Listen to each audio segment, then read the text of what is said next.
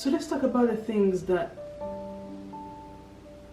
makes us uncomfortable about other people. See, why is it so easy to embrace people who look like us, but why is it hard to accept people who don't behave the way we want them to? Why is it always hard to love people who disappoint us? Why is it always hard to stay loyal when we see the weaknesses of other people? See, it's always easy to put people in boxes. We like to put people in these little boxes that if you become that, then I will love you. Why? When we have all been created in the uniqueness of God.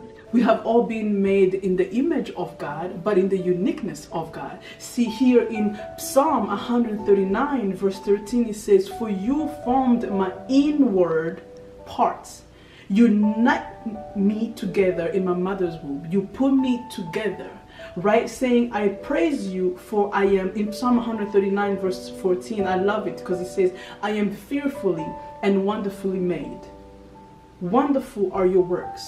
So if we're the greatest pride of God's work, why do we have a hard time accepting that not everything that God made has to make sense to us?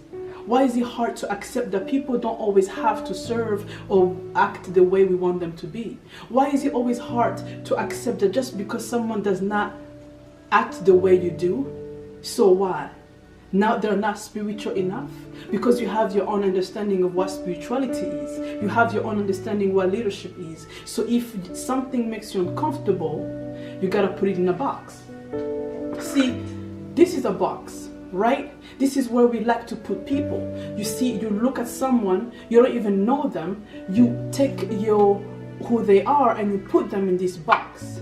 And you want me to be in this box. You want Dr. Ornella Umubyeyi to fit this box. And so if I don't fit this box, I'm not a pastor. If I don't fit in this box, I'm not a good pastor. If I don't fit in this box, I'm not smart enough. If I don't fit in this box, I'm not kind, I'm rude. So you make me not from what God makes me. You make me in who you want me to be to fit this box that you have of what people are to be. Right? This is where we put everybody. We want people to be in these boxes. Or if they don't fit the small boxes, we have the bigger box. Right? We want this person to fit this. And if they don't fit this, then they are not good. We can't love people if they don't fit this box. But I'm here to announce something to you. I will never fit your box. I'm not here to fit in this box or this box. Neither can I fit in this box. I don't care the size of the box that you have, because at the end of the day, I aim to be the best that God created me to be. I am the work of God. I'm not the work of man. I'm not living and serving to please man. I'm living to serve God. And I know this may be hard to understand because every day we wake up seeking the approval of man. Every day we want to be approved by our friends, by our family. But I'm here to tell you that I am wonderfully and beautifully made by God. I am not perfect, but I'm loved. I am not perfect, but I have the favor of God on my life. I'm not perfect, but the mercy of God shall follow me all the days of my life. And if I understand that, I will never live to please man. I will live to please the one who made me. So I'm here to tell you, we need to stop putting people in these boxes. We look at people and we assume who is spiritual and who's not spiritual. Don't you know that the spiritual things, you can't see them by an eye? You can't hear them? That the spiritual things don't work the way that the flesh works? There are people you are judging. There are people you are rejecting because they are not fitting in your box. There are people you are saying you can never date because that man does not come the way you want him to come. There is that girl that you are rejecting because in your mind you already have in your idea of what your blessing comes like. But I'm here to tell you that God, when he comes to bless you, he never brings a blessing in your comfort zone. He will always bring your blessings out of your comfort zone because God will never work like man. That's why even the Bible says that he will do things that eyes have never seen and ears have never heard. But if you put everything in a box, you put people in a box, you will disrespect the person who's supposed to elevate you. You will disrespect the person who's supposed to teach you. You will disrespect the person who's supposed to mentor you. You will walk away from somebody because you think that they are not what they are, but you don't take the time to know people. And what I'm trying to tell you is everybody is unique. Even the person who is falling short, even the person who is sinning, even the person who is making mistakes.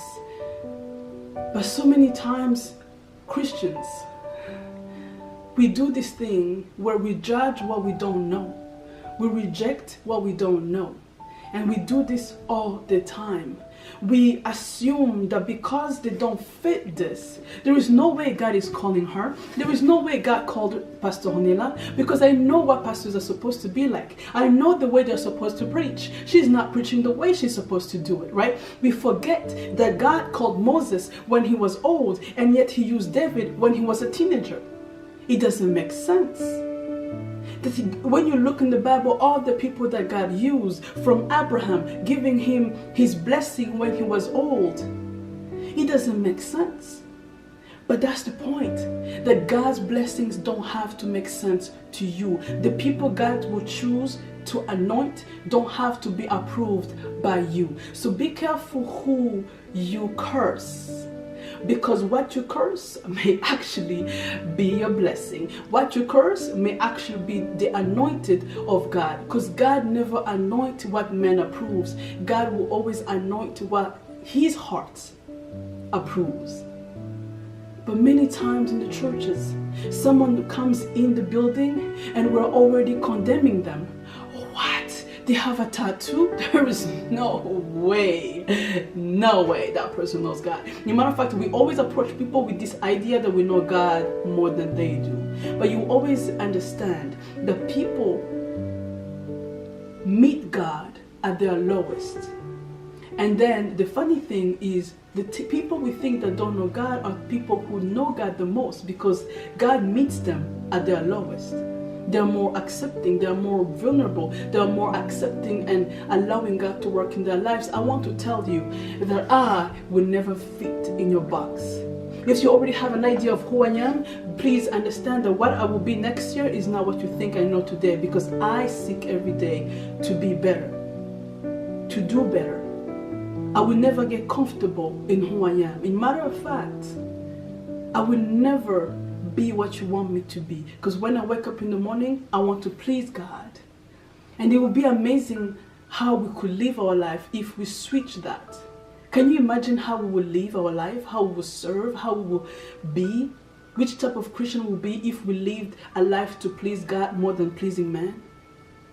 So what I want to tell you today is that I'm wonderfully and beautifully made by a wonderful God who is proud of me. And if I don't fit in your box, and if there's something that I do that makes you uncomfortable, maybe the problem isn't me. Maybe you need to check yourself.